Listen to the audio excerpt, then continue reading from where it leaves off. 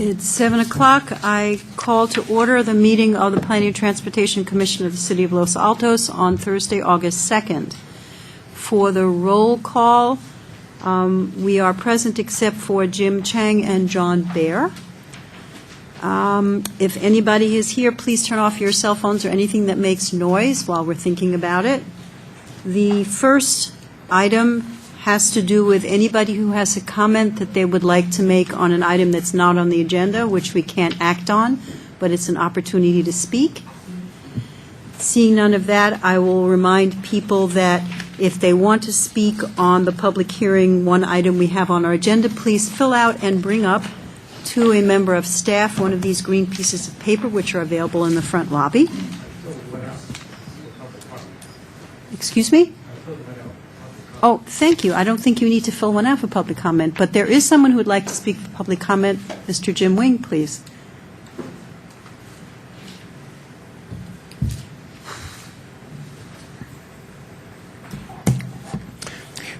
My name is Jim Wing. My home of 44 years is on Milverton Road. I'm here tonight to ask for a future agenda item on a traffic circulation issue. A few years ago, when 240 3rd Street was approved, the basis of the traffic analysis was two-way traffic on the lane that goes from Plaza South to Whitney. Two-way traffic, since it is built now, doesn't work. 3 times in the past 6 weeks, I have seen a car trying to turn into the lane from Whitney, like go to Walgreens, and have to back out onto Whitney because an oncoming car, there was not enough room to pass. There are some pinch points in there. The pinch point at that up near Whitney is 13 feet 10 inches, well below the California Vehicle Code standards for two-way traffic. Now, this is a very busy lane. There are 107 parking spaces who use this lane for access. And then also there is the adder of the Walgreens traffic, which also circulates back up through there, and presumably in both directions. And so I would like for you to consider setting an agenda item to review this issue and recommend a priority to council on what type of action should be taken on it. Another thing I would encourage to put on the agenda is to follow BPAC's example, which they are taking and developing a prioritized list for council of different pedestrian and bicycle traffic issues within Los Altos. Again, here, they are doing this, and I would encourage you to also undertake this type of project for traffic circulation problems in Los Altos. You know, in Los Altos, we're a small town, and always resource, whether it be staff, whether it be finance, we're always going to be short a resource.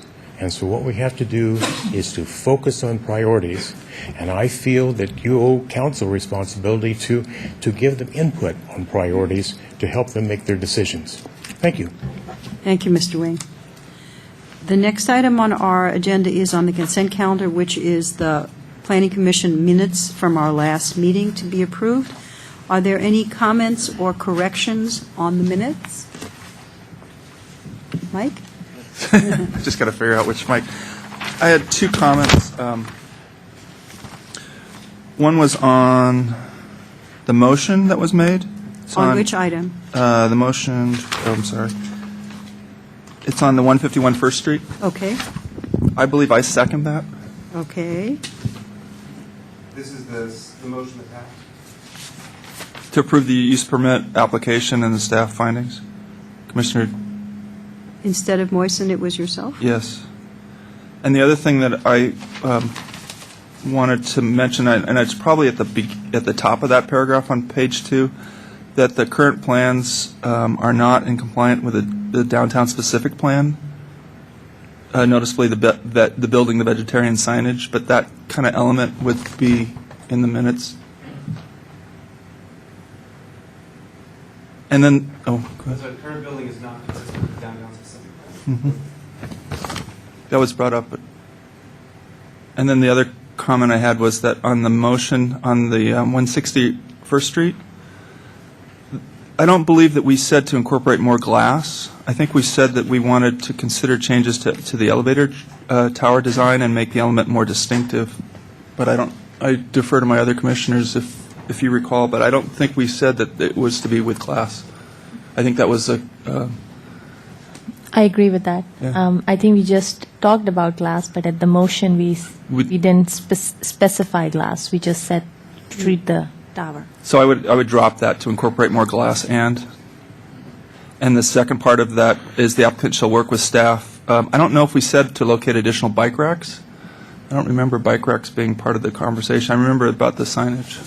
I think we talked about the bike racks being attractive, not necessarily additional, but Yeah. they shouldn't just be places to chain up your bike, that there were an opportunity to be slightly more attractive, since we want that space to be very, very welcoming to everybody, both pedestrian and bicyclists. Okay, subject to these changes, can I have a motion? I'll motion to approve the minutes. as- I'll second that. All in favor? Aye. Abstaining? Okay. Motion passes. 1, 2, 3, 4 positive, 1 abstention. Okay. The next item on our agenda is the public hearing for 12 GPA01, 12 Z01, 12 D01, and 12 UP01 at 327 and 357 Fremont Avenue. Can we have a staff report, please? Oh, yes. Good evening, Madam Chair, members of the Commission. The item before you, there are 4 applications as part of this. You're looking at a general plan amendment, a rezoning, a design review application, and a use permit. We're looking at the Pinewood School campus, as you can see up on your screens here. And while the enrollment will not be increasing, they are looking to expand the size of the campus to include the adjacent property at 357 Fremont, which has also been referred to as the headmaster's house. Right now, the properties, as you can see, for the general plan designation, and I did want to clarify, the existing campus is designated as a private school land use in our general plan, and the adjacent property is designated as single-family in the general plan. I incorrectly referenced that as public and institutional, but it's actually specifically a private school land use. In the zoning, on the zoning land use map, you're looking at an R110 zoning for the corner parcel, and then you're looking at R120 districts for both the second half of the campus and the single-family residential property adjacent to it. As outlined in the staff report, both of these general plan land use designations do support and encourage and allow for a private school to exist here. However, for clarity, we are recommending that the existing residence property be redesignated from single-family to private school to match the other 2 parcels, since this will now all be one campus. And as part of this application, they will be merging all 3 parcels. So the goal is have one contiguous land use, since you will have one parcel. And then, as shown here on the zoning map, right now, the zone districts does allow, this is an existing school, and the zoning ordinance does allow for the maintenance of existing schools in residential districts. However, in order to expand a school to include the property at 357, it does need to be rezoned to the PCF district, which is for public and community facilities. So staff is recommending that all 3 of these parcels be rezoned, since then again it will be one parcel, so the zoning would be contiguous throughout the whole parcel. And in order to make a finding to approve a rezoning, the Commission would need to find identify the public benefit. And in this case, as outlined in the staff report, and as something I'll go into further a little bit later on, there is an existing traffic issue with regard to queuing, to a lesser degree in the morning and more significantly in the afternoon during the afternoon pickup, where cars will queue down Fremont Avenue in front of adjacent properties as they wait to pick up students.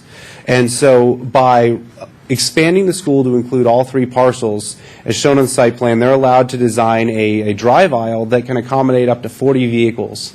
And as outlined in the queuing analysis, they have an average peak of 36 and a maximum peak of 43 vehicles at any given time, or at the peak time. It's much less than that at other times, but at the peak afternoon time, you're looking at as many as 43 vehicles. So by widening the frontage along Fremont and allowing for the improvement of this drive aisle as part of the redevelopment of the campus, they will be able to substantially, if not completely, eliminate the vehicle queuing that currently occurs, which for the adjacent properties, for circulation in the area, that is a definite public benefit. And then also along these lines, a secondary public benefit is that the PCF zone district is the most appropriate district for governing a school use. It provides for greater setbacks. It requires landscape screening. And the R110 or the R120 districts don't require that. So the school will actually be looking at greater setbacks under the PCF districts and a requirement to install and maintain landscaping along all residential edges. So both of those do constitute, and staff feels, based on that, can support the rezoning of this property. As noted here, the staff report did note that this is a public and institutional land use.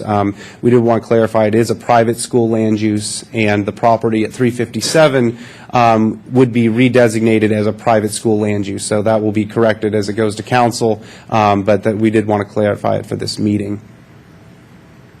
Also, one of, as was discussed and sent out in an earlier email, there was some discussion about street trees along Fremont Avenue and, to a lesser degree, Bellevue Court.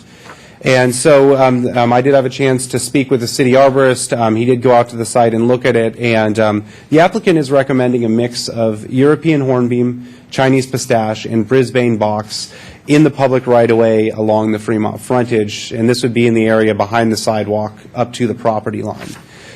In looking at it, as you can see, there are overhead power lines that cover the entire frontage here, and you have two levels of them. You have the lower kind of local electrical lines, and then you have the higher transmission lines.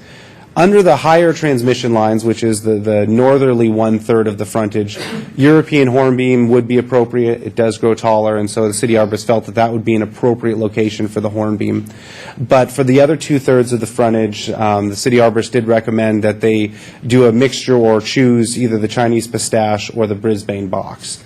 And so that would be a recommendation, and then we would have the applicant clarify that. There was also discussion about pepper trees, as they are a tree that historically has been planted along both Fremont Avenue and along Covington Road. While Covington has a distinctive pepper tree planting pattern along both sides of the street, there's remnants of, but there's not a distinctive pepper tree pattern along Fremont.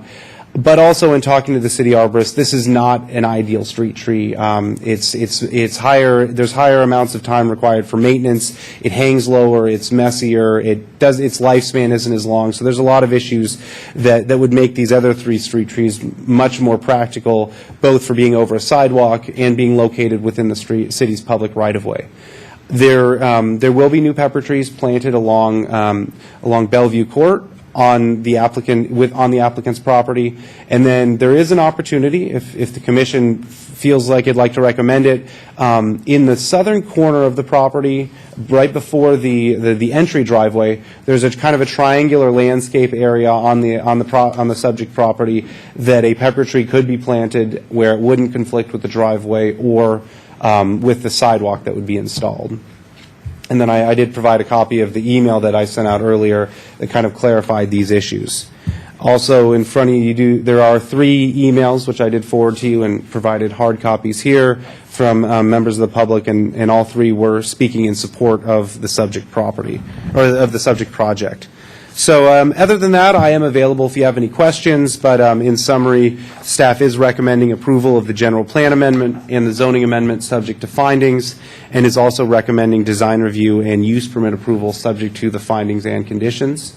And then also this is a project that is categorically exempt under CEQA for environmental review. And with that, I am available if you have any questions.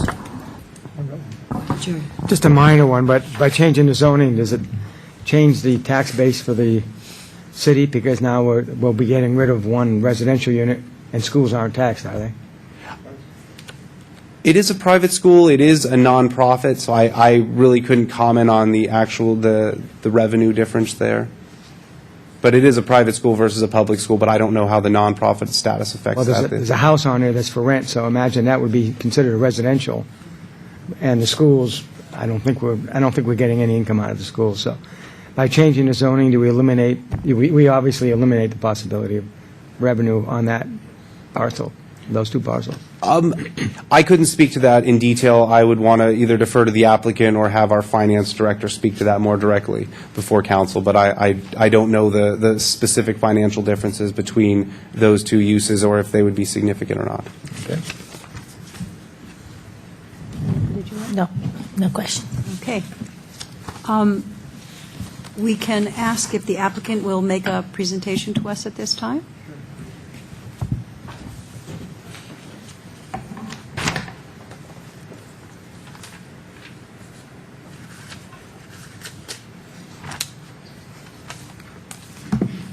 Good evening. Thank you for giving me the opportunity to present. My name is Scott Riches. I'm the president of Pinewood School. What I'd like to do is just give you a brief background on Pinewood, talk to you about some of the goals of the project for us as a school, also some goals as we've met with the neighbors in community outreach. And then I'd like to turn the remainder of the time to our architect and talk through some of the technical drawings and things of that nature. So to start off, Pinewood was founded in 1959 by my grandparents, Gwen and Vic Riches. This is their original home that they moved into in the early to mid-50s. And the school was founded in 1959, and as the school evolved, this became the original school campus. So there's a lot of, obviously, family ties to Pinewood, a longevity with Los Altos, but even this original home is very historic in nature. I don't believe it's on the historic register, but it was built in the 1920s. And so because of the history of the school and the history of it within Los Altos, this house has a lot of great memories. And as we talk through the project, you'll see that we don't want to tear this down. We, in fact, want to refurbish it and restore it. We're a 501c3 corporation, a nonprofit corporation, and we're non-denominational. One of the questions that just arose was I was asked, do we pay property taxes? As a 501c3 corporation, we do not pay property tax. We're tax exempt. One thing to note is even though we don't pay property taxes, about 60% of our students either reside in Los Altos or Los Altos Hills. So many of our families are paying property taxes, yet they're not putting the burden on the Los Altos School District, things of that nature. So I think that's an important note to bring up. Our proposed project is for the middle campus, which is our grades 3 through 6. Down the street is our grades K through 2nd grade campus, and then we have our 7th through 12th grade campus in Los Altos Hills. So I just briefly wanted to talk to you about some of the goals of the project. As I mentioned, we want to renovate and restore the historic home. We have no plans to take that down. In general, we want to upgrade the facilities for our campus. We're not asking for an enrollment increase. Really, the classrooms that are present, many of them were built in the late 60s or early 70s, so we want to modernize them. We have a class size of no more than 20 at that particular campus, and you can see a couple pictures here. One on the left is the picture of an art room, and the one on the right is a typical classroom size. And as you can see, it can get very tight with students, with teacher prep, teacher storage. And with today's educational trends, we have a lot of collaboration, group projects. So really the focus of the additional square footage is to enlarge the classrooms, to allow them to do those things that we feel are important educational-wise. Same thing with the enrichment rooms. We're increasing those 20 to 30%. Music, art room, science room, again, natural places where students like to move around and can do group projects. One of our goals, along with the school's goals, was really at the same time, how can we make some benefits to the neighborhood? And that was my main charge to Chris Wozni, our architect, and he'll talk through some of those things. But really, we wanted to make some improvements to the neighborhood. One of the main priorities was to keep the new campus very residential in character with the neighborhood. Many people are attracted to Pinewood because of the nurturing, homey atmosphere. Many refer as Pinewood as their second home, so we wanted to design the campus to reflect that and have it be very residential.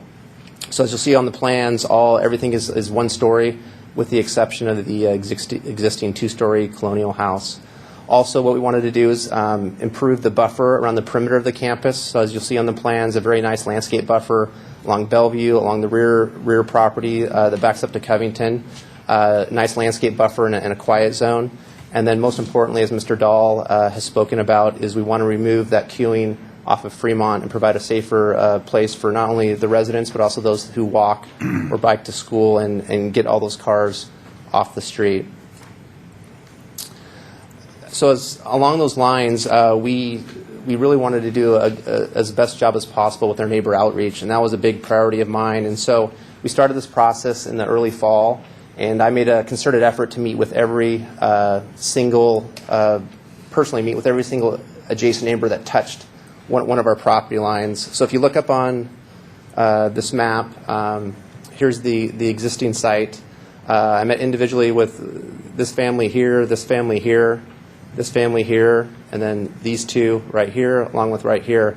Actually met individually with them, showed them the site plan. What concerns do you have? Do you have any comments? Do you have any recommendations? And I thought they were very productive meetings as we met with them. Following that, as you know, the city has a 500-foot notification requirement for hearings such as tonight. So we wanted to meet that, in fact, exceed that. So following those individual meetings, we had what are called individual street meetings, where we wanted to, depending where these families live, that have a different interface with the school, they may have a different set of issues. And so here's a map that shows the 500-foot notification requirement. And just to give you a frame of reference, here's Foothill, here's Bellevue, and then here's Covington. So that's the 500-foot notification requirement. So we actually exceeded that. So the ones in the grays is where we went beyond that 500-foot notification requirement. So we sent a letter along with a little reply card for anyone that lived up and down Fremont in between Campbell and wraps around all the way here to El Monte. We sent another letter and reply card to anyone that lived on Bellevue, which runs perpendicular to Fremont and Covington, and then everyone that lived on Covington from Campbell all the way to El Monte. And as part of that outreach, we had a reply card, so if they couldn't attend the meeting, they could check a box and say, please call me to set up a private meeting, or if they couldn't come to their individual street meeting, they're obviously invited to one of the other street meetings, or they could check a box that said just keep me informed, which we've collected all along the way. So following those meetings, again, we showed them the site plans, talked about the goals of the project. There are recommendations and suggestions, which Mr. Wozni will talk about, that we've incorporated. And then we took the input and then had another meeting, again, invited this whole group to our February meeting and did the same thing, showed them what changes we had made, what we had incorporated.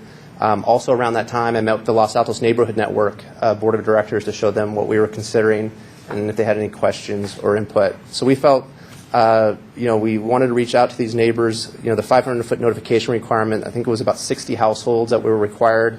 We sent out about 97 letters and postcards to gather as much input that we could.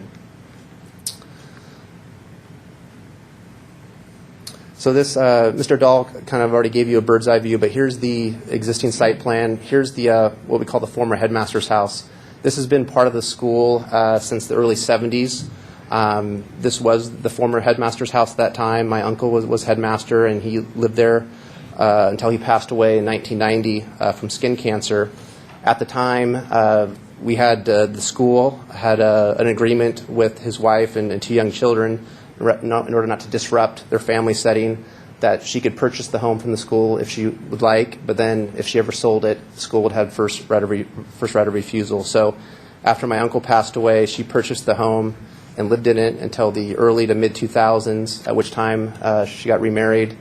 She offered to sell it to us, and meaning the school, and the school purchased it back in around 2007, and it's been a rental ever since. And so we know that tonight one of the things that we need to show is, we're asking for a general plan amendment, and there's, an extra burden of proof on us, the applicant, to show why we need that lot, which Mr. Wozni will talk about. But really the main reasons with this extra lot, it really allows us to get all the queuing off of Fremont. It also allows us to keep everything very residential looking, single story. It allows us to create the nice buffers around all the perimeters.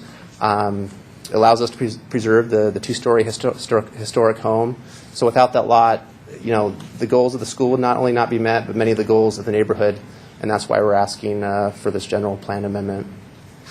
So with that being said, I'd like to turn the time over to, let me just show you this last slide. So this shows in the yellow the current car key situation. As you can see how far it backs down Fremont, 1 or 2 lots before you get to the lower campus. So what we're proposing is, as Mr. Dahl talked about, is to get all the cars on site, which, as you can see, the line then gets on the interior of the campus and will provide a much safer driveway and pedestrian walkway and bicyclist roadway for not only the students but also the residents.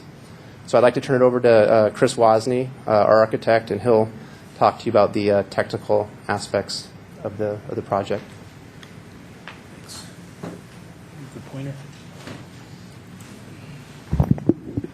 Good evening. I'm Chris Wozni. I'm principal of Cody Anderson Wozni Architects in Palo Alto.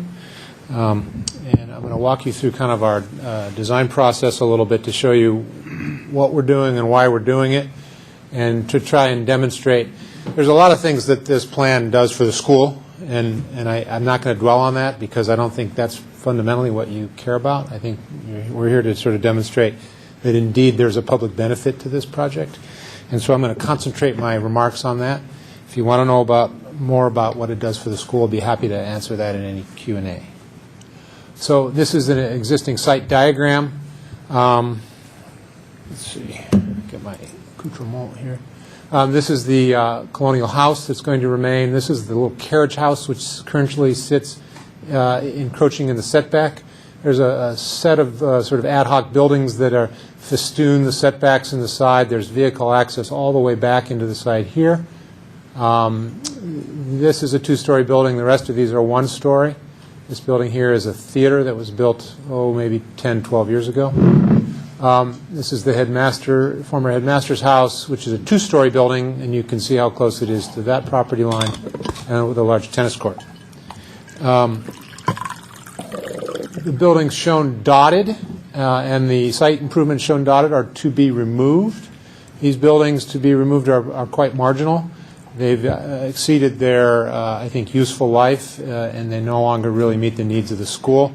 Some of them festoon the setbacks, as we've said. This building, actually, we're not going to remove. We're going to move to make it conform with the setbacks. And 2 buildings are going to remain. The theater, which is a fairly modern building and still very functional, and we call it the historic house, even though it's not listed, and we plan on treating it essentially as a historic building. The 2-story building here will be removed. Here are the setbacks, which substantially increase the setbacks over the existing conditions.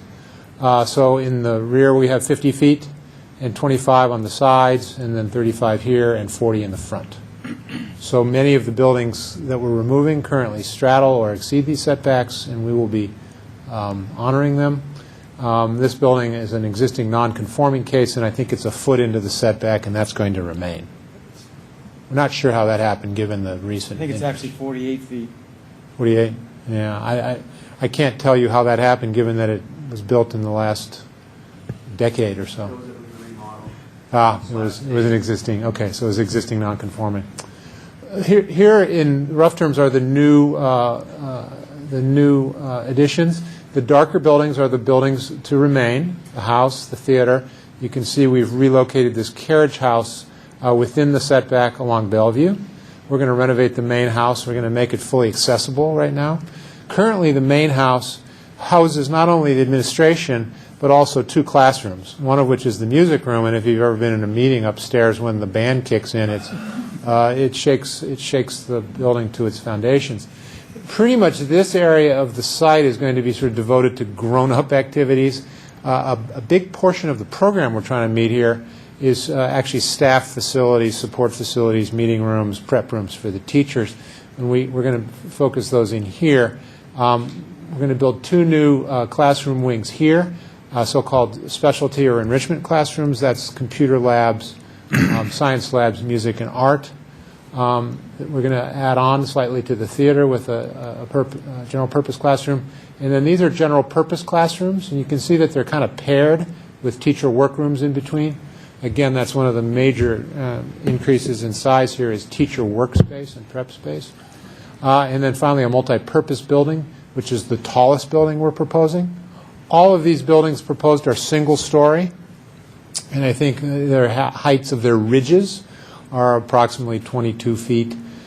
This building's a little taller. It's a multi-purpose building, and it'll have a slightly higher ridge, but it's also the furthest from any neighbor, and it's closest to the street.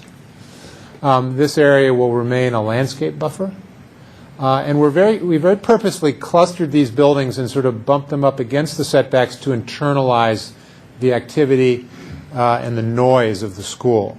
So these buildings will be low-slung along the setback in the adjacent neighborhood and really work to sort of internalize the school. They will have windows on that side, but the activities within the classrooms themselves are sober academic learning. Outdoor program spaces, as I just mentioned, we're using these buildings to sort of inwardly focus the school.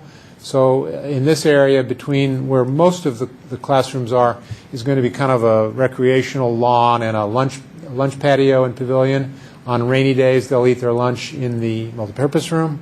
There'll be a little servery kitchen, not really a kitchen as much as a place to just serve the food, and a large restroom here.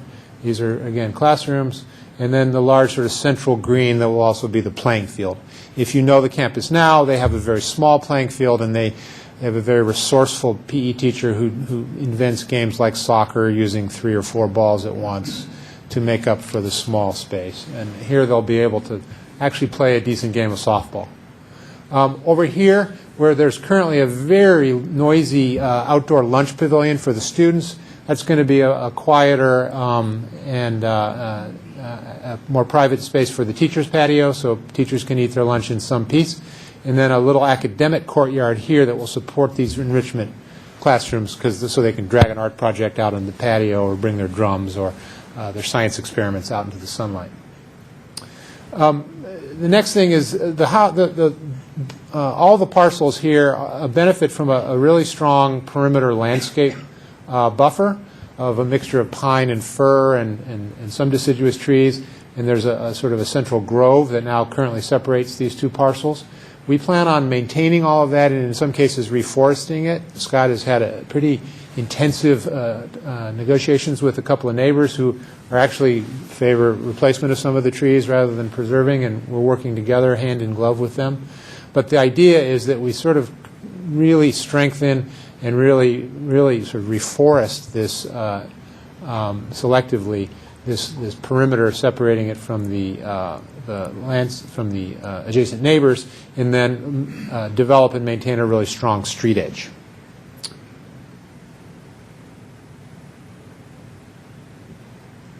Finally, sort of site access. You've heard a lot already about the queuing. That occurs in this zone across the frontage. And you can see just the lineal footage afforded by this extra parcel is really crucial. It really comes down to just, you need 20 feet pretty much per car, and this affords us quite a bit. We're also installing a new sidewalk and landscape buffer along Fremont. There's a couple of things that haven't been mentioned. First of all, there's a bicycle route along Covington, and it will be accessed down Bellevue, and people riding their bicycles can come in here without crossing or engaging with Fremont and enter the site right here. And there's bicycle racks here. And if need be, we can add more if it turns out to be a popular destination. We haven't talked a lot about Bellevue, but we've purposefully sort of closed the site to that now. Right now, a lot of parents in a hurry tend to park here and sneak their kids in the back way, and we're putting in extending the picket fence, taking away parking on that little frontage here, and eliminating service and any site access, so that people really will be essentially forced to use the Fremont queue and getting that sort of traffic off of Bellevue. In total, we're taking what are now 6 curb cuts on these parcels and reducing them to 2. And I think curb cuts are a place for cars to enter the roadway and potentially create a hazardous situation. So we think that that's also a significant community benefit. So there is the site plan kind of in full form. You see the central green. Again, you see the buildings in dark that remain, and then the lighter colored buildings surrounding the outdoor usable open space. This little playground up here is existing, and we're proposing to let it be. It hasn't caused any trouble, and we propose that to remain. But this area will remain completely sort of uninhabited by the students. Here's the one-way loop with two lanes of queuing. Now, the queuing process here is highly managed. This is not left to the vagaries of the parents. There are people out there with walkie-talkies and flags, and it's a highly managed process, and it will continue to be. This is not a self-serve type of a situation. It will require school management, and it does now, and it will continue to. I would like to direct you to this cross-section, which is cut through the street frontage and through the new sidewalk. And here's Fremont Avenue. I would like to point out that there's really not a sidewalk on the other side of the street except for a very strange 10-foot relic. And unfortunately, we cut our section through there, but it's a little misleading because that person in a baby stroller really has nowhere to go. But we are able to improve the frontage where we have a landscape buffer, including trees. Probably should have had the power lines on here. A new sidewalk, an aisle of street parking, and then the traveled way. A really important thing to look at here, though, is that along that frontage, the grade change is quite dramatic between the sidewalk and the parking area. It's anywhere from, I think, about 18 to 32 inches of this is lower. And I think with an appropriately scaled hedge here, it will serve to you'll sort of look over that cars into the campus and into that central green, which we focus. We sort of think of that as a traditional symbol of a school and sort of something that we have arranged our buildings around. We think it'll be a nice visual sort of destination for people walking by.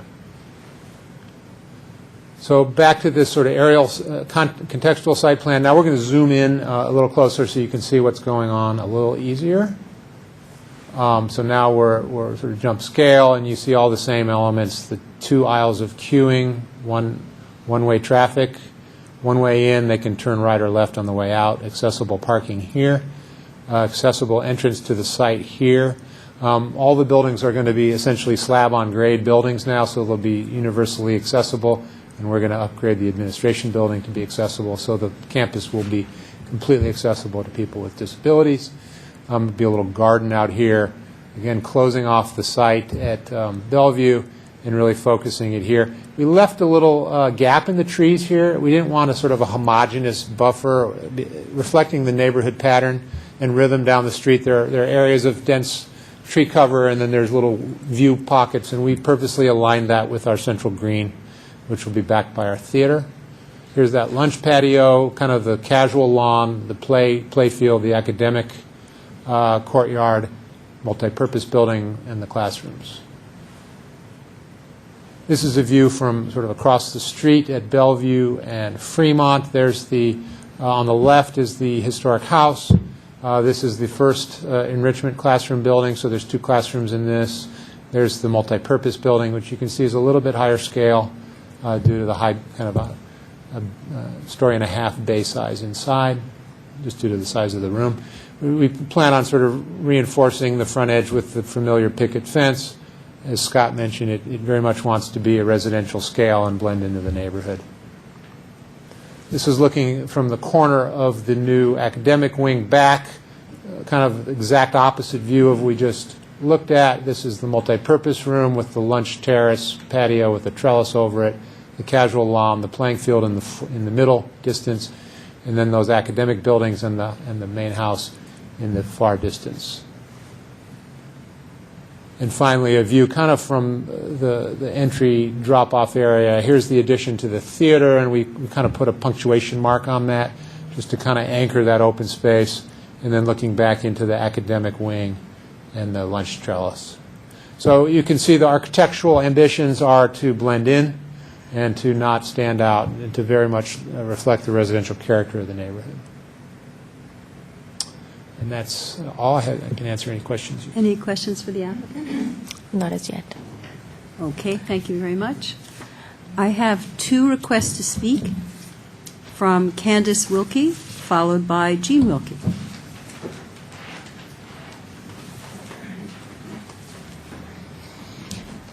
Hello.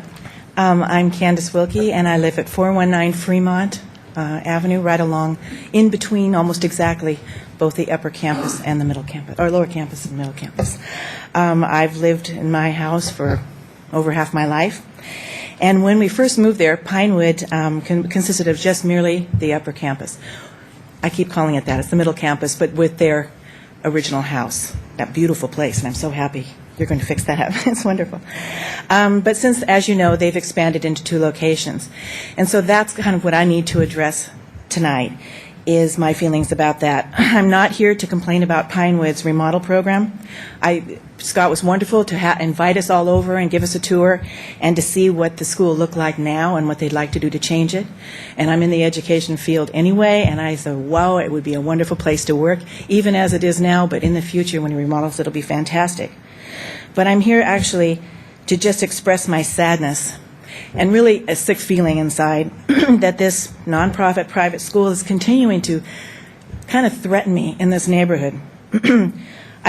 Scott's a neighbor of mine, so as far as personalities, I see nothing, I'm not against them at all.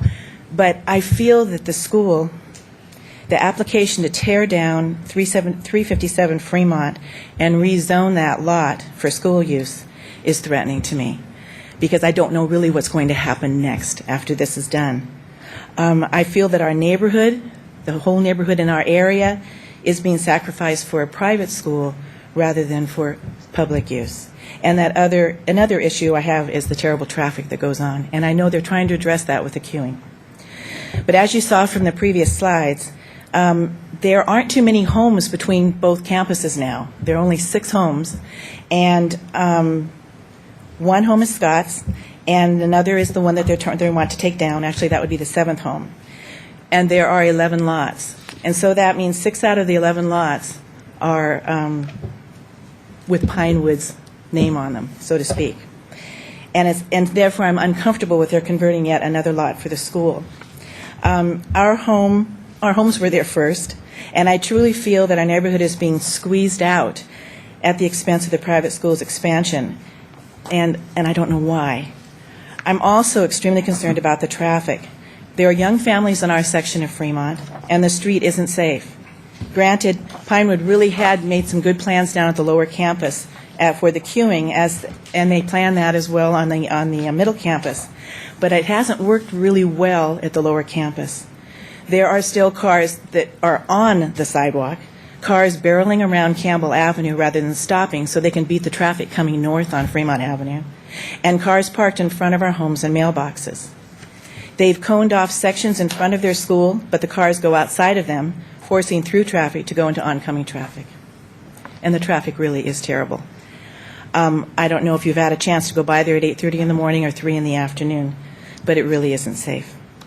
And I'm afraid that the same problems may continue at the middle campus, especially since they've tried to eliminate the use of Bellevue Avenue and divert traffic onto Fremont, even though I know that they can't legally cone it off, but that has been done, and that's been inconvenient and unsafe. It has been a nightmare, actually. But in conclusion, I'm really supportive of the remodel, and after seeing these slides, I see that really it's all based on they're taking down that house at 357.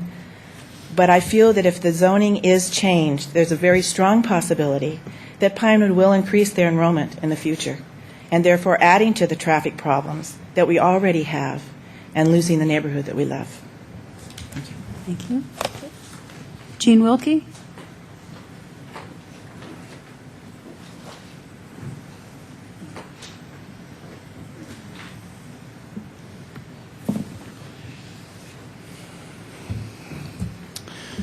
Ladies and gentlemen, make no mistake, this is a business trying to expand. Mr. Wilkie, could you please identify where you live? Say your name and identify yourself for the record, please. Gene Wilkie, 419 Fremont Avenue, Los Altos. Thank you. This is a business trying to expand into a residential neighborhood. They say it is a school, but it is not. It is a business.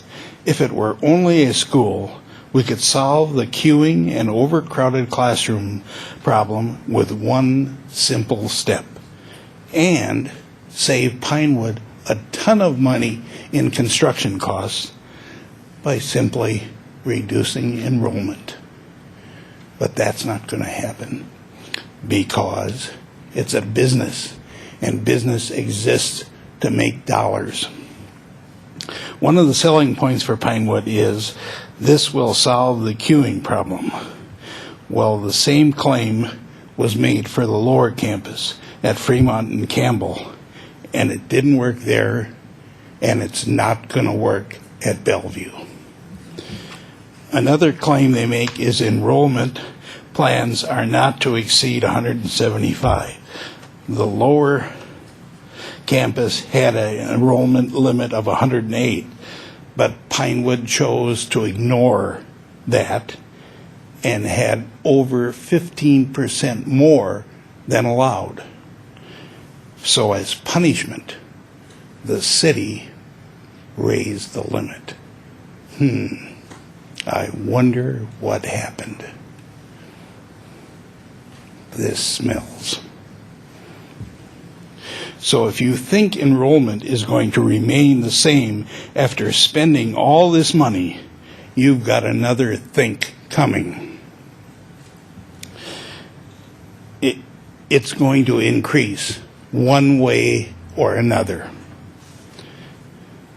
This is a business encroaching upon what was once a nice neighborhood, and considering the lower campus enrollment of 125 and the upper limit of 175, that makes 300 potential car trips in to drop the little darlings off, and then 300 out. And then in the evening, another 300 in and 300 out. That's 1,200 car trips a day on little two-lane Fremont Avenue. And that doesn't even include the staff. Gentlemen, this is not mathematics. This is simple arithmetic. It was said at the lower campus that they wanted it to fit in and look residential. There is no way that a commercial installation of that magnitude could possibly look residential. And the same thing is going to happen at Fremont and be only worse because of the increased size. This has gone too far already. We need the city to wake up and do what is right for this residential neighborhood. On a final note, at a previous meeting, his speaker said that Pinewood was already here when he bought in. Well, I didn't buy in to this Pinewood that we have today. There was nothing at Campbell and Fremont, and the campus at Bellevue was considerably quieter. As a matter of fact, the latest expansion at Campbell and now this one stink suspiciously of insider quid pro quo. I ask you now one question. What does Pinewood do for this neighborhood? We know what it does to us. I want to know what it does for us. That wasn't a rhetorical question. Thank you for your comments. We will discuss this at the end of the public speaking. Are you finished with your comments, Mr. Wilk? I'm just waiting for an answer to my question. Well, thank you for your question, but we actually don't address you. We address ourselves. But thank you very much for speaking. I have no more requests to speak, so I'm going to close the public part of the hearing, and we can discuss what we've heard and what we'd like to talk about in this project. I just want to mention that I did visit the site and I did meet the administration. Okay, well, you know, in that case, having disclosed that, why don't you start, Malcolm? Oh, brilliant. That was not fair. First of all, I have to applaud the applicant for reaching out to the neighbors the way they did. I mean, I think we like to see that happen regardless what the outcome of the meeting is or what the outcome of the neighbor support is. It's always good to reach out, and I was very happy to see the notices which were sent out, and there was a lot of outreach which was done in that neighborhood. I actually went, I know it's summers, but I ended up there in the morning for the summer school drop-off. I then went in the afternoon when I actually went to meet the applicant. So I actually saw firsthand the drop-off and pickup line. I have been there during school hours also a couple of times last year, so I'm a little bit aware of this. I'm a little bit on the fence on this project. I honestly think it's a great improvement regardless if they're going to remain within that enrollment. This is going to be an amazing improvement on that street. We are taking the cars off. We are adding actually 2 lanes within the campus, whereas right now everything is on Fremont. We are also increasing parking because that was a little, I actually got stuck and one of their walkie-talkie ladies got me when I parked, because when I parked there was no line and then I was right in the middle of the line. But I think this is definitely an improvement. I think it's safer for the kids and for the parents who are coming there to pick them up. I know there are a lot of people who like to move in neighborhoods where there are schools where they would like to send their kids. So I think the bicycle path and the access to this property actually improves overall what's happening there right now. Architecturally, I think it was a brilliant idea of taking all the aspects of that existing house. And yes, it's a commercial building. Yes, it's a huge property eventually. But because that character, in my eyes, has been taken into the other buildings, if you look at one of those renderings, which is from the street, if you go back, it still gives you that, I mean, I'm not from here, but I used to watch those old movies where you would have those cute little towns and, people are riding around. And this gives you that feel, even though I know there'll be different buildings and you still see a parking, somewhat of, cars parked, which are a little bit below grade from Fremont, but at least you'll get to see these buildings which still gives a very homey feeling. And it speaks to the existing building there, which is not historical, but it is worth keeping. So I applaud that. I'm glad there is not a modern structure stuck there, which I'm looking at every day from my house and Egan's, whatever that, Bullis Charter School.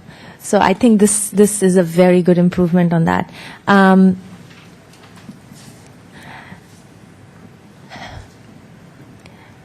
My only, I shouldn't say concern, but I've been looking at the landscaping plan and I saw the note that staff gave us this morning. I know the pepper trees have been an issue in the city for a long time, so I was glad that got revisited, because I know we've seen that happening in lots of projects and becomes a nightmare. I would have liked to see a little bit more landscaping in front than there is. I know they've left portions open so that there is, that feel like you have down the street. But I think if we had some landscaping buffer where there don't have to be trees, but, some greenery at a certain height, I would have preferred that in my eyes. I don't want to discuss the internal layout of this building or how the where the playground is, and because I think overall it works for their school really well. I like it that it's all enclosed, so the neighbors are not getting the brunt of the noise, or as best as they can control it. So I'd rather not go in details on that. But the overall, I think this is an improvement, and I honestly don't think they can really do this improvement without going into this existing lot. Now, the lot does belong to them. I mean, it's owned by them, even though it's not zoned that way. But I think it just improves the lives of the students who are actually attending this. And I know some neighbors are not for this improvement, but I honestly think this will actually improve what's happening on that street right now. Of course, if the enrollment stays where it is right now. And of course, we can only comment to what is being presented to us, that the enrollment will not increase. So. Thank you. Ronit? I also visited the school this morning, and I went during the pickup time period, and I saw sort of the traffic queuing and how that impacts the street. And overall, I'm very supportive of the project design and new configuration. I think it has a lot of advantages in the neighborhood. I think that this inward focus is really going to minimize noise to the neighbors, with the play area centrally located and the lunch area moved away from any of the residential neighbors. I also think that there's this incredible generous landscape buffer that's going to be in place that will really minimize the impact to the neighborhood. In terms of the vehicle queuing, I think that's one of the main advantages in terms of the neighborhood. For the school, there's a lot of advantages in terms of modernizing what are clearly an aging facility. But for the neighbors, this traffic queue problem is really going to be significantly, if not entirely, eliminated. They're creating more parking for staff. They're going to have more parking on the street. And all the while, they're providing a more updated learning facility that gives the teachers the space that they need. And in terms of what benefit is there to the neighborhood, I think the fact that their enrollment is 60% from folks in Los Altos means that this school is providing a great benefit to a lot of families in Los Altos. 175 students, that's 75 families or 75 students from Los Altos that are enjoying this school and getting a tremendous benefit from it. I also think that one of the benefits is that they're being a good neighbor. They're going around and they're listening to their neighbors and they're trying to adjust and modify the plans to accommodate their concerns. I think key to that is this enrollment cap of 175, and I did note that they weren't adding 4 new classrooms so that each grade could become a whole additional class. But I could see how a classroom that is 400 square feet now and has 20 students at 600 square feet could accommodate 25, and then all of a sudden you've increased your enrollment, dramatically. But they're committed to keeping it at 175. The city's going to put a condition that they keep it at 175, and I'm sure the neighbors are going to make sure that that condition is met. So as far as I'm concerned, I'm fine with that commitment. As far as the design review and the look and feel, I like this architectural style, and it's charming. I think it's in line with the residential character and the rural aesthetic, as mentioned here, of the neighborhood. I think it's great that they're preserving this historic home. They're keeping all of their buildings one story. They're doing this picket fence along the perimeter. And as far as rezoning it, I think it's appropriate to rezone it as one parcel. It's consistent with the design, with the general plan, and provides greater clarity. And I agree with the public benefit that was described, in that it solves a queuing problem. It provides, I think this is what Zach said, there are greater setbacks associated with land that is zoned PCF, and as well as additional landscaping requirements. So it seems entirely appropriate, and I'm supportive of it. Mike? I had some specific questions, and then I have some general comments. And so let me ask my specific questions, because I wasn't sure in listening to the presentation a few things. So we're changing it from R10? The current zoning is R110 on the corner property, and then R120 on the other 2 properties, and the R120 also includes the existing. So R110, as I understand, has a 35-foot setback, and PFC will have a 50-foot setback. And it's just a question of, so if we say we're going to change that all to PFC, do we have to then say that that building is grandfathered in at some level? I know it was talked about the second lot, but not the first lot. All of the buildings proposed on the site now meet the PCF setback, the increased setbacks, which is 40 feet for the front yard, 50 feet for the rear yard. The only exception is that theater building, which has a 48-foot setback, where a 50-foot rear yard setback is required in PCF. But all other structures, including the existing house, would meet the setback. And that's because the administration building is 15 feet from that line. I mean, when I saw the presentation, that's why I picked up on it, was the setback said it was 35 feet, and then the administration building, I noticed it's away from it, but I don't know how far. Can you get that slide up for us, please? I just, If you look at the site plan sheet 0.2, the setbacks shown are the ones that would be required in PCF, and that's 25-foot interior side along the adjacent residential property, and they have a 35-foot exterior side yard setback, and that's along Bellevue. there, that one, yeah. So, see, it says 35 feet. Yeah, so that's why I just want to make sure that we're making, I'm not questioning that you've done your research, but just that when it was brought up, the 35 feet, I remembered that the difference is that this part of the zoning change is that we changed the setback requirement to. Yeah, if this lot stayed as an R110, you would have a 20-foot exterior side yard setback and a 25-foot front yard setback. So you're increasing both by 15 feet. Okay. And then the second question I had was that in the middle section that goes between the property, there's now, I don't know how to show it, but from the sidewalk to the parking lot, do you have a slide? Yeah, there. So that green space, there's a step down in elevation. I don't know if that has to be ADA compliant, and I leave that to you guys. I just bring that up as a comment of. We would review that as part of the building permit process, but if you look at there's an entryway at the corner of Bellevue and Fremont, and that is ADA compliant. Right. And so in that case, there is a connection across the sidewalks to get on the site, and so that would be the ADA path of travel. Okay. And then the last question I had actually on this slide was, so the buildings, and I assume that the fire department, I noticed that there's a gate around the exterior, and again, to prevent kids from getting in the back, but I was curious if that needs to be looked at as far as escape route of if there was a fire or something. Again, I assume that you've done that. Yeah, the fire department, as part of their initial review process when they submit an application, the fire department is routed a set of plans, and I know in addition they have been in discussions with the fire department, so they have reviewed and are approving of the site plan as is currently proposed.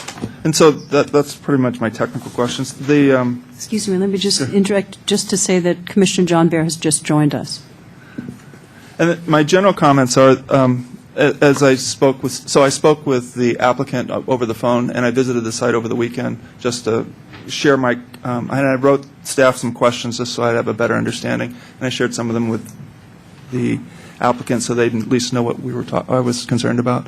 Part of my concerns is that BPAC, because of its transition, this didn't get in front of BPAC. So I try to look at it from a BPAC standpoint of transportation and what things they might brought up. And my concern is that most of the public schools have been putting in bumped out sidewalk or curbs around the corners where the kids would probably be, and that would be Bellevue and Fremont in this. And so one of my questions was the current path that currently leads the child to Fremont, if it would be more to the corner area would be better. And then the raised crosswalk is another element that people are putting in. I don't know if this makes sense. When you say that 60% of the students are coming from Los Altos and Los Altos Hills, if it's Los Altos Hills, I can see most of those people being driven. If it's Los Altos, they might use their bikes and walk. So I just was trying to think up through all the kind of concerns that BPAC would have. And so that was the one area that I was go ahead. If I could just interject, because this project was in the process, as I'd noted with you, before the official transition to the new commission structure. However, I did send an email to BPAC and let them know this project is going through the process and invited them to review and comment. So even if they didn't get a chance to review it before Planning and Transportation Commission, they will have additional time to review it before it gets to City Council. And then, so as I look at this plan, I really like the way the school's laid out. I think it makes a lot of sense. It gives the child and the students a lot more playground area, it makes better use of the three zones. Again, it's all traffic, I think, is the major issue, and that's the public benefit.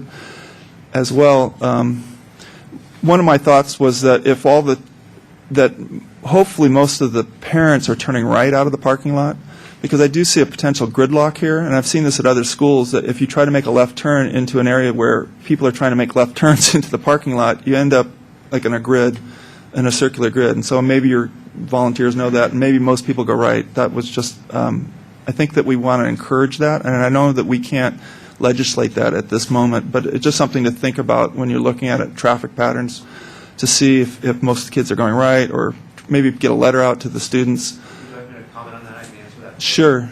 Actually, in order to step up to the mic, if you do that, please. So you're correct. We have thought that through over the years. So when our packet goes out at the school year, basically we only allow a right-hand turn into the parking lot, because you're right. If you make a left-hand turn, it just gridlocks back. So Yeah. we only allow right-hand turns. Okay. When the teachers are on duty, they see someone make a left-hand turn. It's usually the first week of school if it's a new family or someone new to that campus. We'll talk to them. So only right-hand turns are allowed in the parking lot.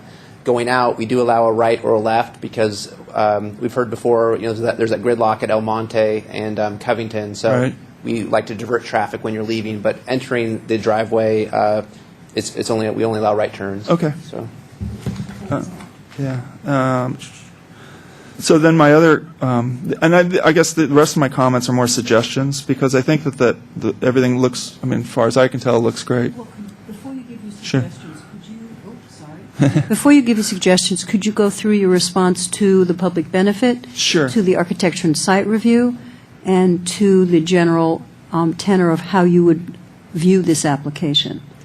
Okay. I'm not sure if I can put all that together, but I'll do my Well, best. the whole point is you can help them improve their project. But Exactly. what we really want to know is, can you support this project for being a public benefit to Yes. support the changes? And that's the kind of comment that would help here. Correct. That's what I think that my thoughts were that after looking at the site, and I was concerned with the plans, that the way that they were laid out, because that the drawing, the street actually was smaller than what the plans had said, and I've clarified that the existing street is going to stay the way it is. I believe that the traffic patterns will be better suited, because we can get there are 42 cars that can be in there, and that the cutouts are less, so I think the traffic flow through that area will be better. I do have a concern, much like what was expressed before, that the classrooms, if they're just staying the same enrollment, that make sure that we put some requirement that because I think in the public comment, I also heard that same concern, that if we allow more building square footage, that the class size needs to stay where it was beforehand, because most of what we're looking at is what was with that promise, that things will stay the same. And for the architecture and design? Architecture and design, I thought it looked great. One-story buildings look wonderful. That was actually the question in my mind was, I'm hoping that these buildings will think about solar panels and things like that, but again, that's not, I think, an architectural point. I think that's more of how do you do energy and how do you produce the best way to produce a, so. And so one of the concerns I had was about, in the public schools, there's a lot of bike safety education and a lot of bike commuting, so to try to help motivate less traffic in that area. And as I hear public comment all about traffic, some of it was, they were queuing a large distance up there, but I'm also thinking about if there's more participation to involve students in trying to get their bikes there. But it's your call, because you know the distances that these students have to make. All right. Is that it? Can I give one? Well, my other concern or question was more about the pepper trees. Oh, well, let's hear about it. Okay. So that I noticed that the garden area is on along Bellevue, and that area, most of Santa Clara County was an orchard. And I know that pepper trees may have been in this area, but there are also apricots and pears and a lot of other fruit trees that were available. And if that's the garden area, I think that having more fruit trees to represent what was in Santa Clara County might be a better way of using that space around the garden, rather than having one specific type of tree. Anyway, that's just a suggestion. Thank you. John, did you want to listen to the last comment and then do yours since you came in late? I'm sorry, say that again. Did you want to listen to the last, since you came in late, do you want Jerry to go first? Yes. All right. Yes, please. Please go ahead, Jerry. All right, well, I support this project. even with my mic on, I support the project. I did meet with the applicant, and I should also point out that I know the applicant. We are both in the Los Altos Rotary Club together. I never met with him to discuss anything outside of what we've seen here. I know at any other time, other than the meeting with him, I think it was on Monday. And I did meet with him during the height of the pickup and saw the traffic lined up along Fremont Avenue, and think that just like the rest of the commissioners, I think that the queuing is going to be a great boom to the neighborhood. I also know the Wilkies who left, and I'm sorry that they left, because I think that I was going to point out that out of the 26 conditions, that staff thought it important enough to include condition 2 and condition 3 to address their main concern. Condition 2 identifies an enrollment cap of 175 students at this campus, and condition 3 requires an annual report to the Community Development Director, which verifies compliance with the conditions of approval and the specified student enrollment cap. So the cities envision the fact that there could be some adjustments to this and put in some stopgaps to prevent it. So I was hoping to say that to Well, maybe them. the Wilkies are watching it on television. That's a Maybe they're possibility. watching on television. I'll see you tomorrow at the gym, so and tell her then.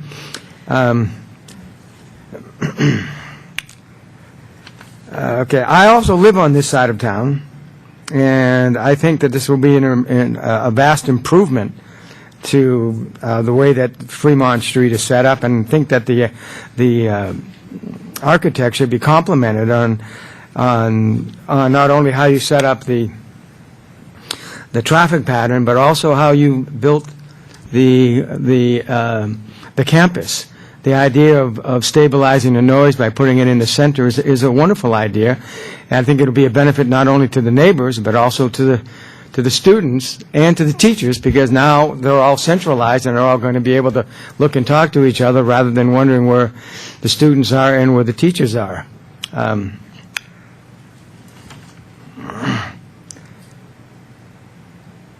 also agree with my commissioners in that there's an improvement on the landscaping buffers on particularly the eastern and the southern side, which is where the majority of the homes are.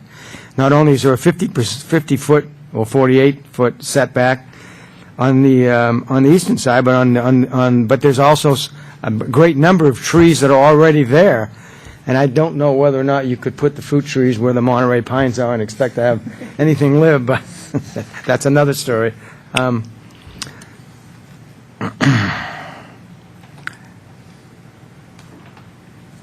me see what else I've got. Problem is, when you're going last, everything you're going to say has been said. And you can say you agree, it's okay. And I agree, yes. And so, in general, I'm getting from the commissioners that they think, like I think, that this is going to be an improvement to the neighborhood, it's going to be an improvement to the school, and I'm in full support of it. Okay. Commissioner Bear. Okay. So while I apologize for my tardiness, I actually did have the benefit of reviewing this project at Arkansas, and then did review the project and changes that were made since then. So I am fully supportive of this project. I think the architecture addresses a number of issues, including compatibility with the neighborhood. I think the circulation plan will go a long way to addressing the problems that drop-off and pickup create. And I think while I understand and appreciate the concerns that have been voiced, certainly at the ANS meeting, I think this is the best alternative for the community as a whole. I'm delighted that this project did not have the same level of controversy that existed in the previous project, and I think it speaks very well to the applicant and the process the applicant went through to communicate with the neighbors and appreciate the concerns and develop a plan that was really met their needs, but also was sensitive to the neighborhood. I continue to be an advocate of trying to keep pepper trees where possible. I understand What street do you live on, Jim? I mean, John? it's just coincidence. But I also understand the challenges of placement of the tree. I think the alternative of putting the pepper trees on is that Bellevue? Yeah. Yes, thank you. And I really would like, if possible, to see that pepper tree on the corner.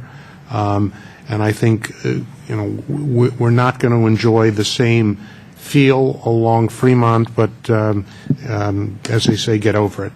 Other than that, I'm supportive of this project and would encourage us to recommend approval to council. Okay. No, I get to go last. Aha. So I have to say that I started out, I have visited the site but did not meet with the applicant, and I have been to the site in the previous application, not in summer school, but in Full Tilt Boogie, where the queuing is pretty awful. And when I first talked to Zach, really was troubled, as I think Malka started when we talked about what's the public benefit. I can see tremendous benefits to the school. I have no doubt in my mind. But Zach was very cogent and pointed out there are two pieces to that, because to me, the overriding concern really is just because someone wants to make a change to the general plan or the zoning, why should we grant it? I mean, you can want anything you want, but there has to be a really good reason, because our zoning is set up with a reason. I mean, it's set up for a purpose, and when we go against it, it's uncomfortable, and I want to feel comfortable about it. So there were several points that Zach made, and I'm going to review them. But the first one, I think, which is really important, is there is a benefit to our community, to Los Altos, to have a quality private school in the town. I mean, that is a tremendous draw. We get families, 60% are local, but the other 40% are not. And they're coming here, and if they're coming to the community, they're dropping off their kids, and maybe they're zooming away, but maybe they're not. And I think that's an important public benefit in the bigger picture. And so to support the continuation of that school, I think, is a good thing. The second piece is that there is a huge queuing problem. Now, granted, they created the problem, and we're not going to reward them for fixing the problem. On the other hand, they are doing that, and I think that's a very good thing, because the queuing, not in summer school, which is one thing, but in the regular school has been a problem, not just for neighbors because their driveways are blocked, but it's unsafe in many levels, because when you have that many cars around, there are bound to be problems. So I think that's a tremendous advantage. I think the other thing is they made many good gestures to their neighborhood when there had been a pretty unpleasant meeting in the first round on the other part of the school, and I think they learned, and I think that's terrific. So the public benefit to me is it's a good institution and we should support it, and second, that they are taking care of an issue which has been a neighborhood nuisance for a long time. With that said, they did great community outreach. They have made a choice to be one story when, in fact, they could go to two stories. And so the development is not as intensive as it could be. Another benefit for our town is by switching from the current zoning to the one that is more restrictive on all properties. It allowed this kind of extended setbacks, which again is a benefit for the neighborhood, which allowed for the gracious landscaping, which was required in this new zoning, so I see another benefit to that. I think the architecture is well thought out. It fits in. It has, as Malka said, it has that American charm that really we don't have colonial in this part of the world, but nonetheless, it does have that archetypal small town white picket fence feel, which is somewhat village-like. I'll buy that. But it is a very well thought out in terms of how the planning is done. I agree with what several commissioners have said, that the way the layout is set out is very considerate of the neighbors to reduce noise, to segregate to separate the kids and give some adult space separately, much as you want to do in your own home. There's a lot to be said about that. I'm going to pull back on some specific items, which is I can, with John, support putting the pepper tree in memory of many other pepper trees that don't exist anymore on the corner of Bellevue, but I concur also with staff that it really is not a great street tree unless your street is named Pepper. And I don't think that we need to tell the applicant what to do in terms of fruit trees or not. That's their business. They can do as they wish. The thing that I thought was universal in the comments, and I agree that we should make this, perhaps we can point this out in our motion, is our strong support, which I think was universal, that the enrollment cap is critical, because it's the benefit to the school to have a classroom where they're not sandwiching in kids, but the temptation to put in more kids I could see would be very enticing. On the other hand, the advantage is when you are a parent and you see your child in a classroom which has not too many in it, it's an advantage and a sales point. But I think that is a critical thing because it came out twice, as was pointed out, in the conditions. I think it wouldn't hurt for us to echo that, since that seemed to be an overall sentiment. The design review is fine. For me, the public benefit is fine. I can support this. So can we have a motion, please? I can motion to move 12-GPA-01, blah, blah, blah, blah, blah, 327 and 357 Fremont Avenue. I would like to approve with Recommend it. recommend approval to council with the conditions set forth by staff, but with stressing on the cap for 175 students, as it has been mentioned in the staff report. Okay. Do we have a second for that motion? Second. Are there any proposed amendments?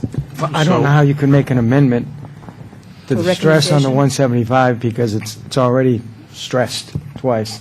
I don't know what you. No, did you that's want- not an amendment, that's a motion. I was asking if there were any amendments based on other things that So came up. I guess I'm trying to understand, you were suggesting not having the pepper trees on, No, the motion was to keep things as they are in the staff report. But I had a strong suspicion that there might be someone who would want to ask Malka if she would accept an amendment to her motion, and I thought that might be yourself. and that would be myself.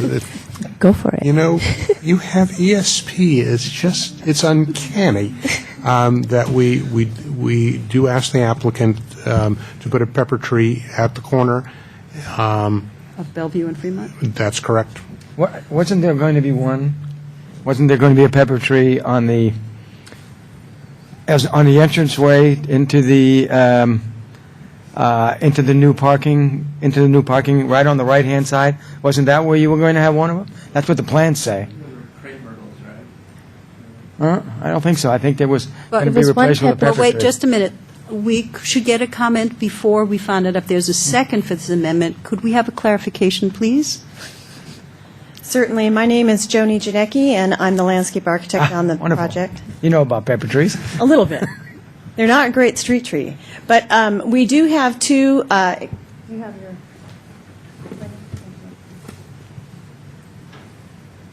That's okay. We have two new pepper trees that'll be going along this area, and then we're talking about whether or not we'll add a pepper tree as you come in. That's what I'm talking the about, right driveway there. here, Yes. either on this side. Is that what you were talking about, Joe? Right here. I think that. Right. So, well, the staff recommendation was the pepper tree at the corner. If you can find other places to add pepper trees, there's one already on the that plan. to me is That's right. good. But not at that point, I don't think. But not at the corner. Yeah. There isn't one at the corner, and staff said that, in fact, the corner would actually work. But, Joni, are you saying that at this moment, my understanding is, when I looked at the plan, there is not a pepper tree at the driveway entry? That's correct. But you were offering it as a possibility. Yes. And Commissioner Bear was saying, yeah, but how about over here, too? And so I just wanted to clarify that. So That's correct.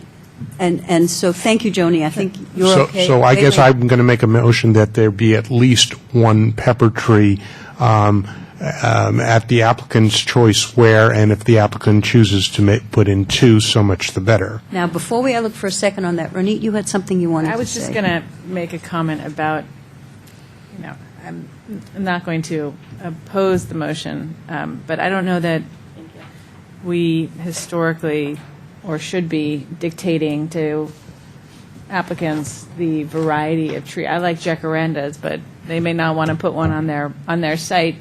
So is there, I'm not understanding why you want a pepper tree.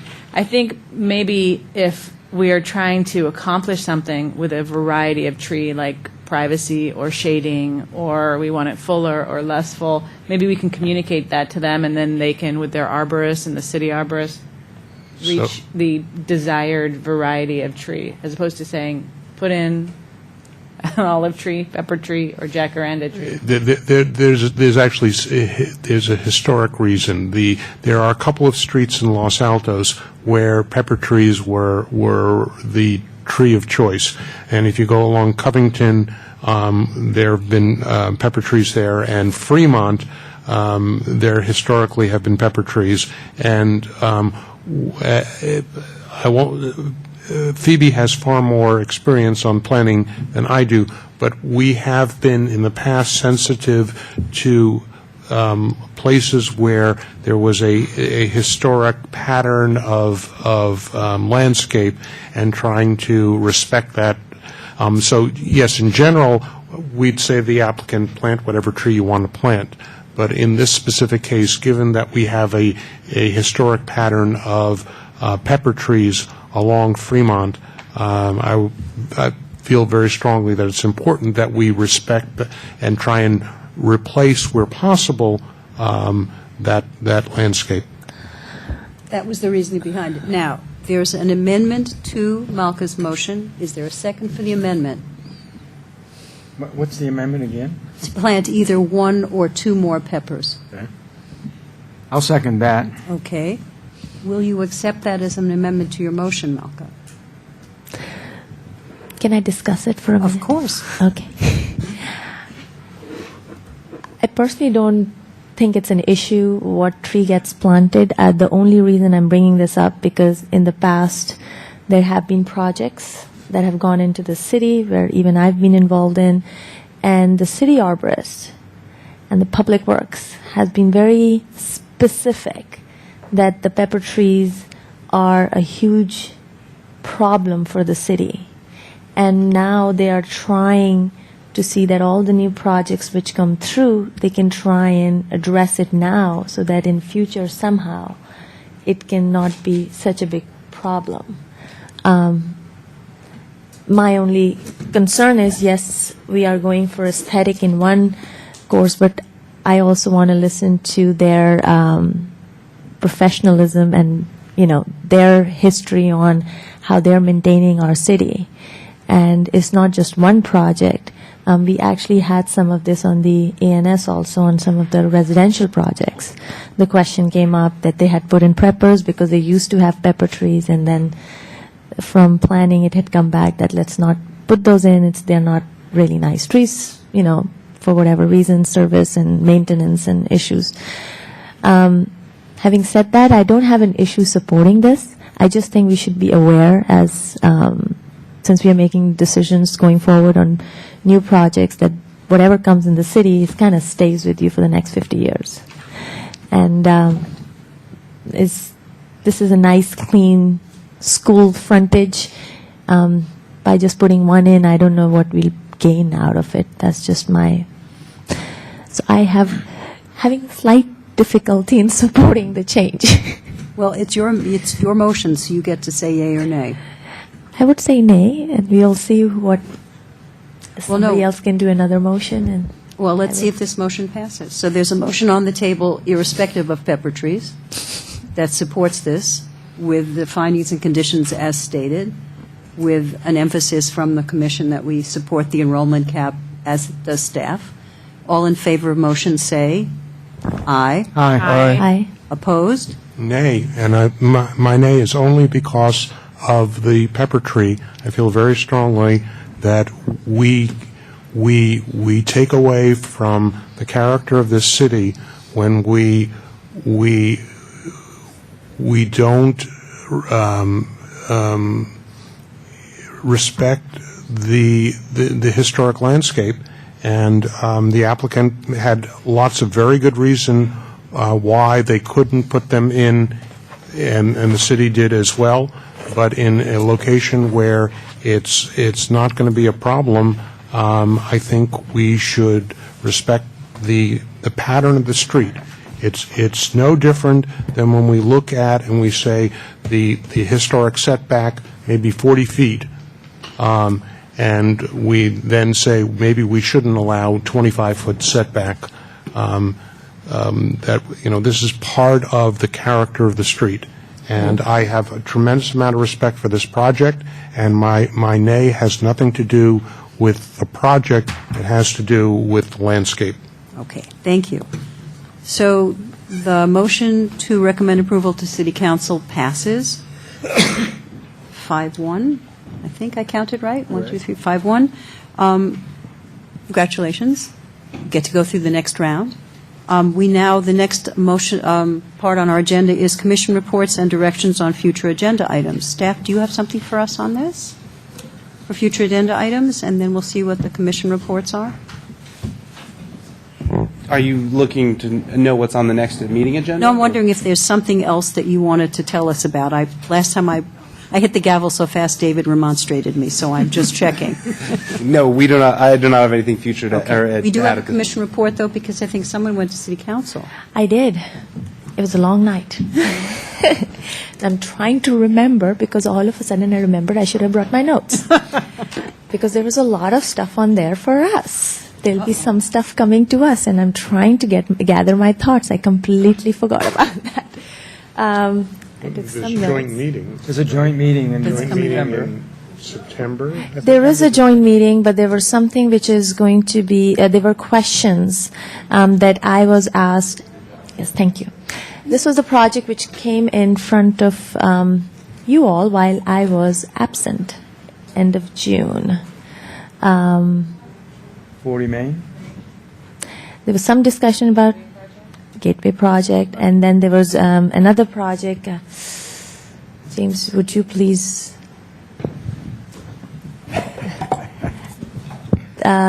It came end of June in front of you all. Yeah, the Gateway project was on the agenda. Thank you. And there was discussion. But the Gateway On- project wasn't until July.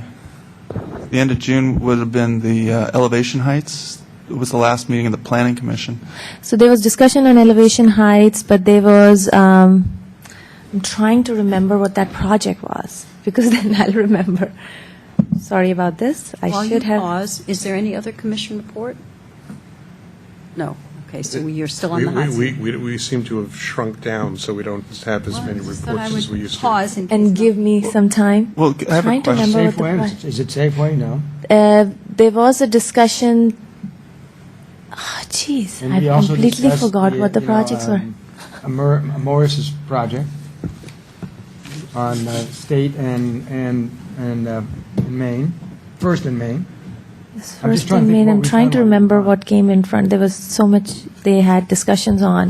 The focus And- was on the streetscape projects at the last city council meeting. That was really the focus of those meetings. But let me pull the agenda up real quick. Yes, please, if you can. Thank you so much.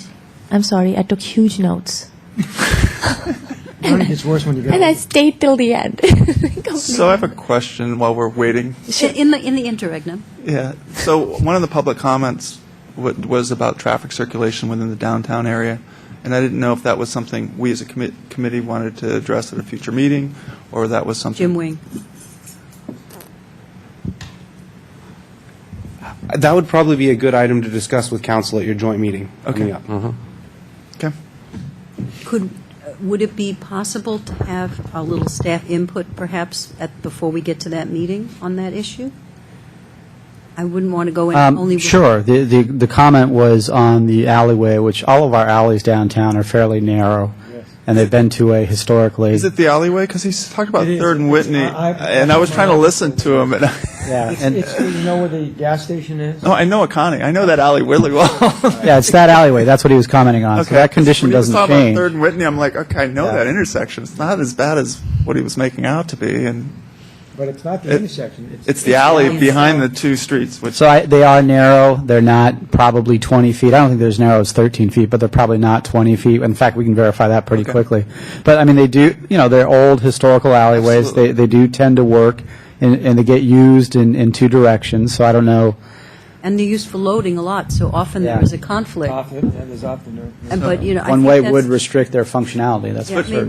often when you think about it, that's one of, I'm letting stalling while he looks up. his Exactly. agenda. My The, phone is slower than my... The artifact of it is that Oh, we that's live in a okay. It's small almost town, up and now. fortunately, there's not a lot of traffic. yeah. And so if you have to wait a minute and a half, and you're driving slowly, which you should be on the alley anyway, then it's not a problem. But if we were to get suddenly a lot busier by new buildings going on in town, it might be something that we would want to look at.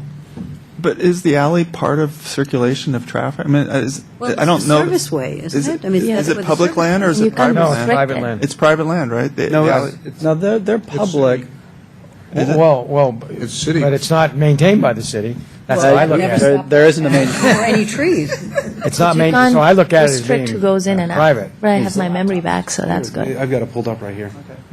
Well, I have some memory back, so while they're looking it up. Oh, good. Okay, thank God. I think it was. So there was a discussion about the bus stops, Oh, the new bus stop which is being built San Antonio? on San Antonio, and then the proposed plan which was in front of council that night about the bus stops and the potential cost of each bus stop, which was it was in, I think, 50,000 or something.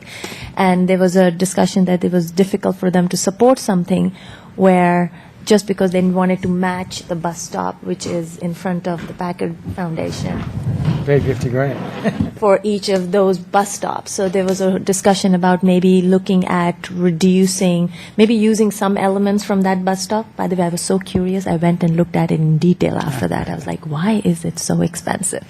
But so the idea was that they discussed that maybe they can look at redesigning the bus stop, maybe keeping the character similar because it was being brought in from the other extension from the first street, and maybe reducing some of the stones, some of the gaps, and kind of looking at it from that point. So that was one of the council things. The other thing which was on the agenda, hopefully it'll come up soon, where they called me. So that's why I want to make sure it's the same project, because it was a project that I was not here for. But since I was the only planning commissioner, You were the one who was attending the meeting. yeah, so they asked me a few questions on that. But while he's pulling that up, the other thing they discussed, and I also went and spoke on that, was about the renderings. Oh, yes, we had talked about that. So there was a discussion about should those be fly-throughs? Should they be electronic computer renderings? Should they be hand-drawn? And there was a lot of this.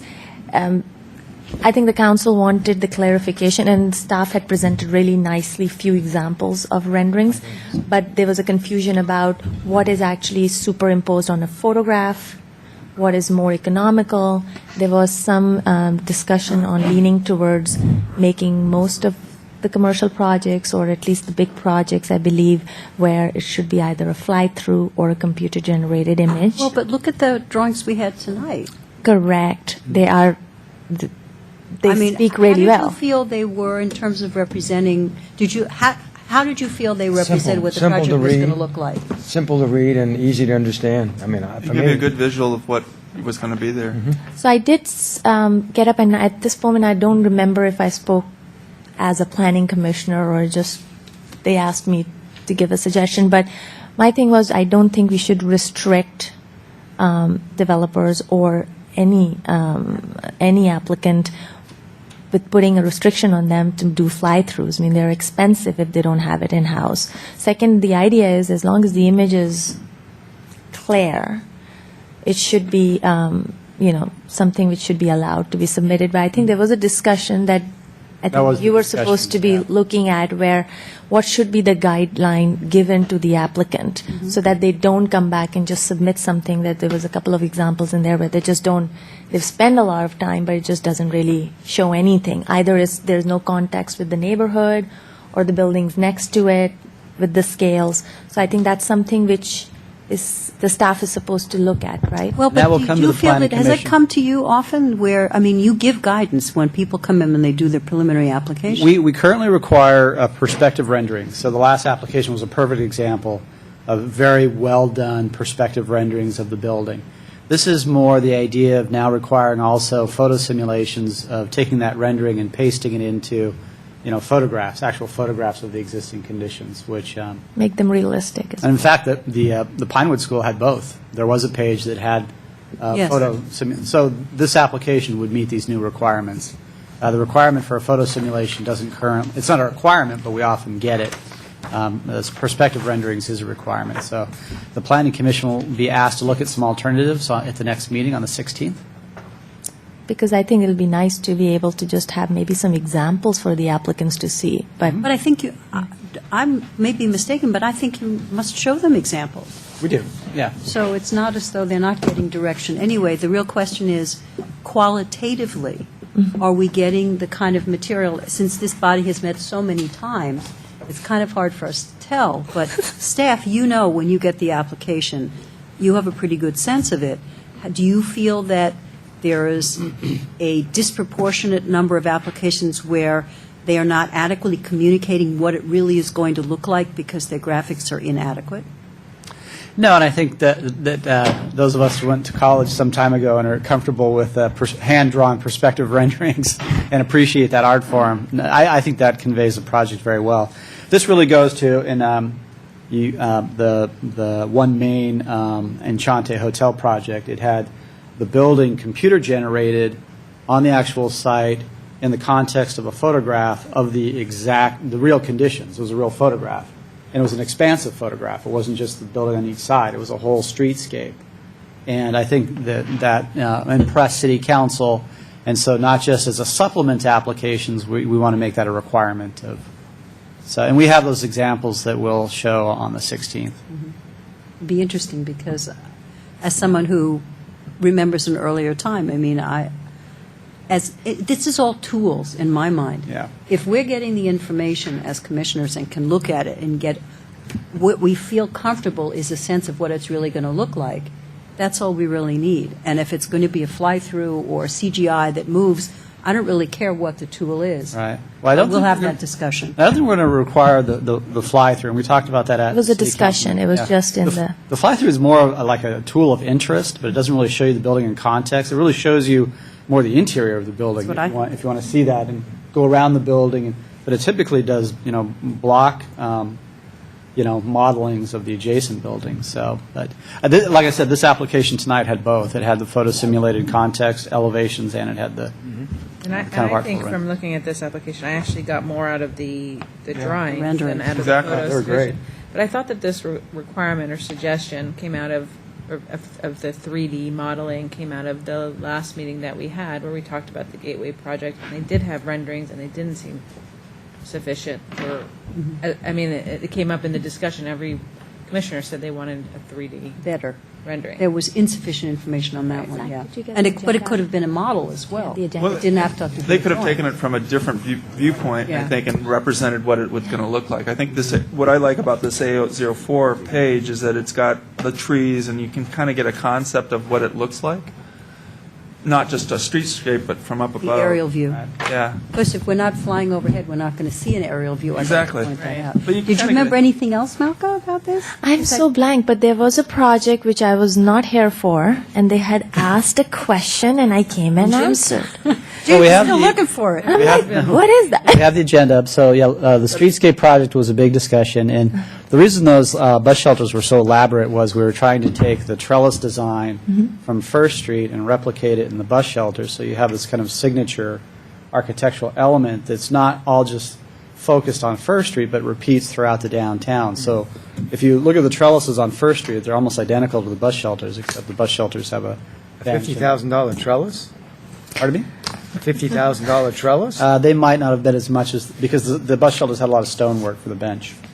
But, I mean, even a prefabricated VTA bus shelter is still going to be, $10,000, $15,000. So the idea, and we were only proposing these in the downtown core, so it would only be between, there was 4 of them, and it would only be between, Edith and as you get down to, like, Lyle. I mean, that was just the downtown core, so it not only repeated that architecture of First Street, but kind of focused that as you're coming down San Antonio, there's something special happening in this downtown core. But what we're going to do is see if we can take that same basic design and just simplify it. Maybe we don't do the stonework on the bench, but we still do the trellis, and we can get the cost down a little bit. And was there another item that Malka was still searching for? And then We John, did I know talk you have a about the comment. downtown retail amortization, or the Councilmember Packard did, and how that committee had sort of wrapped up its work. So is And that the one we're trying to amortize the non-conforming properties like the banks? that was the he goal. talked about the banks. Yeah, and that's not, in essence, being pursued. There were some other ideas that came out of it, though, that we may pursue. I will bring it to our next meeting. My Thank notes. you. That would be very helpful. And then the other one that, Yeah, the comments I wanted to offer was, there was a study session ahead of the council meeting, and it was with Pastor Al Group, who was, had discussions with council about two projects. One, the project behind Pete's, where they're in discussion about possibly, they are interested in purchasing the parking spots and turning those 8 spots or whatever that is into a park. Council raised there were two key points that were raised. One was there were a number of council people who were not very particularly interested in selling. The other point that was made is, with the new Safeway agreement, we have very strict limitations on how many parking spots we can lose before we, as a city, run into a problem. And I think, James, correct me, it was like 8 or 9 spots we'd lose, and that was, we have a maximum cap of 18 or something. That was actually an article in the Town Crier. Right. So it was a pretty significant number. the proximity zone adjacent to Safeway included a little over 400 spaces, and the agreement was that if 5% or more of those were ultimately lost, either through intensification of development or just physically lost, then Safeway can opt out of the parking agreement, which means the public can't use their parking lot anymore, which was the reciprocal agreement for them using the public parking. So that would be about 22 spaces, and the Plaza 4 pedestrian plaza would lose about 18. Okay, 18. Okay, so it was a significant number. So that was that project. The other project that Pastoral was looking for input on is they bought Design and Interiors, which is 170 State Street, and I've always heard that they own some parking spots. What I didn't realize, and it was actually a surprise to me and perhaps you, is that actually they own about half of the parking spots in the lot. What lot is that? 8? It's Plaza 9. Plaza 9. Plaza 9, about half the spots are owned by Design we own and by Passerelle. Whoa. And in fact, they're not contiguous, and Passerelle is interested in possibly rationalizing that, and they are talking about expanding their footprint of their building to include what would be rationalized parking spots at maybe theirs and maybe also the city's, and replacing those with several levels of underground parking and a hotel or a big retail building with offices above, or residential.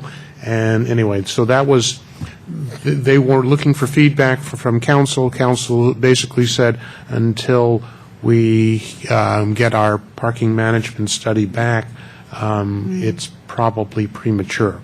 And when is the parking management study back? What's the time frame we're looking on that? Well, because we're waiting for the fall to do or the holiday seasons to do the second counts. So after that. It won't be until probably end of the year or early next In year. the new year, okay. So that was interesting trivia. All right, so Malka, when you come to the next meeting, bring the notes, because we'll I will. review. And it may turn out, when you get to see your notes, that you will have covered everything anyway, which might happen.